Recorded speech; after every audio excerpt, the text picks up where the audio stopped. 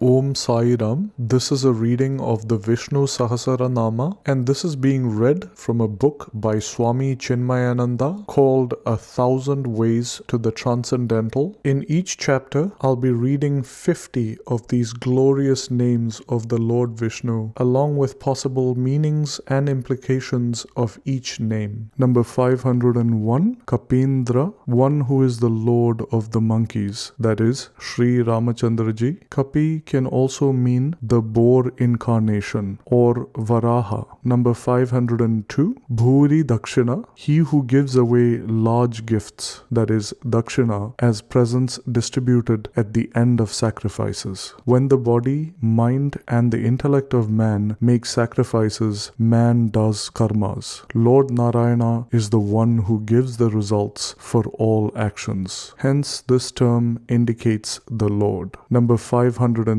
Somapa, one who drinks the Soma juice in the yajnas in the form of the deity that has been invoked by the householder. In short, Narayana is the Lord that receives all the offerings in all rituals, which we may offer because he is the one invoked who plays as the various hierarchy of deities. Number 504, Amritapa, one who drinks the nectar. As the infinite truth, he at all times enjoys blissful immortality. Also, it may have the echo of the Puranic story of the churning of the ocean of milk until they got the nectar, which was confiscated by the Asuras. And when they ran away, it was Sri Narayana who, in the form of the irresistible Mohini, a beautiful enchanting damsel, recovered the nectar from them and distributed it to the gods. He had partaken of the nectar along with the gods. Number 505, Soma, one who in the form of the moonlight or Soma nourishes all the plant kingdom with their respective essential sap. It is very well known in the Hindu literature that the moonlight is that which enriches the food value in fruits and grains. In the Gita, Bhagwan says, I in the form of the moonlight enrich all the plant kingdom. The term can also mean Shiva, in which case it would mean one who is ever consorted by Uma. Number 506, Purujit, one who has won over numerous enemies. The word Puru means many. Number 507, Puru Sattama, one who is the greatest among the great. Here the word Puru means great. In some readings, we find instead of this term Puru Sattama, the term Purushottama is used, in which case the meaning is the omnipresent and the best, the absolute reality. Number 508, Vinaya. It literally means he who shows supreme humility, but the term also means one who humiliates those who are unrighteous. The Lord is one who leads well the seekers steadily through the path of truth and righteousness. Number 509, Jaya, the victorious, one who has conquered all the matter. It connotes that in order to experience the self, we have to conquer all the lower matter realms and their byproducts. Realizing the self, the seeker himself becomes the self. At that time, he has conquered all. Number 510, Satyasandha, of truthful resolution. The Lord is one who in his perfection has so completely integrated that his resolve, his thoughts, feelings, words, and actions are always truthful. There would be no compromise in them, and as such,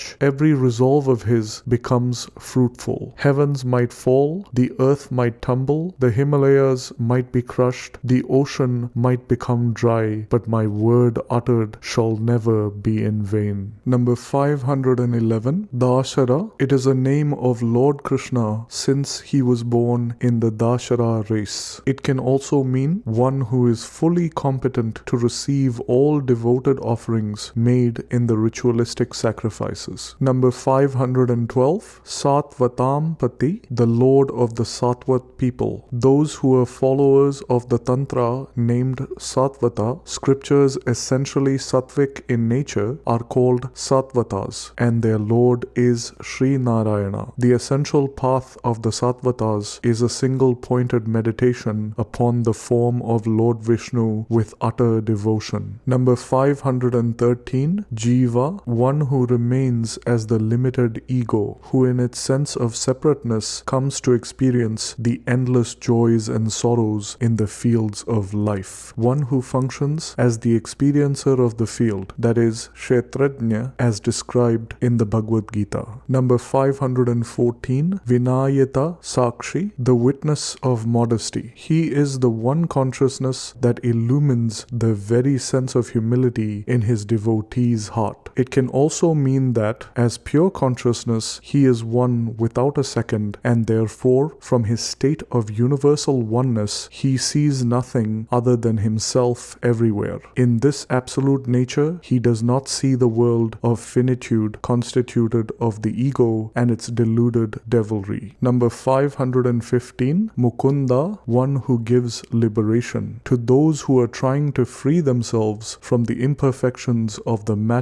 conditionings and who are struggling hard to end their delusions, Sri Narayana, being the very goal, ultimately gives complete liberation for all devotees who reach him in the true spirit of total surrender. Number 516, Amita Vikrama, of immeasurable prowess, or one whose step is immeasurable. The Lord in his Vamana incarnation measured the three worlds by his three steps, and therefore he gained the title of Trivikrama. Since the Lord's steps are so vast, they are indeed immeasurable. Number 517, Ambho Nidhi, the direct meaning of the word is ocean, and the Lord himself in the Bhagavad Gita has declared, of the lakes I am the ocean. According to the Taittiriya Brahmana, these are the four Ambhas, that is, the Devas, men, mains, and the Asuras. Therefore, the term Ambho Nidhi should mean one who is the substratum for all the four types of creatures. Number 518, Ananta Atma, the infinite self. He is undefeated by time, space, or substance, and therefore, in his own unconditioned nature, he is the infinite one self. Or it can also mean one who manifests himself as the endless varieties of entities constituting the universe. Ananta also means endless, and therefore the endless self, which means the Paramatma, the supreme self. Number 519, Mahodhadishaya, one who rests on the great ocean. According to the description of Vishnu Purana, Lord Narayana reclines upon the Adishesha in the milky ocean of Vaikuntha. It can also mean one who remains on a fig leaf upon the waters of the deluge, when all names and forms have been dissolved into the unmanifest. Number 520, Antaka, the death. As time, he is the one who brings about constant changes in the world, without which no evolution or creative development is ever possible. Number 521, Aja, unborn. As the changeless and deathless reality, he has neither birth nor any decay. Unborn in philosophy means undying, therefore eternal, changeless. Born to Lord Vishnu is yet another meaning, and according to this interpretation,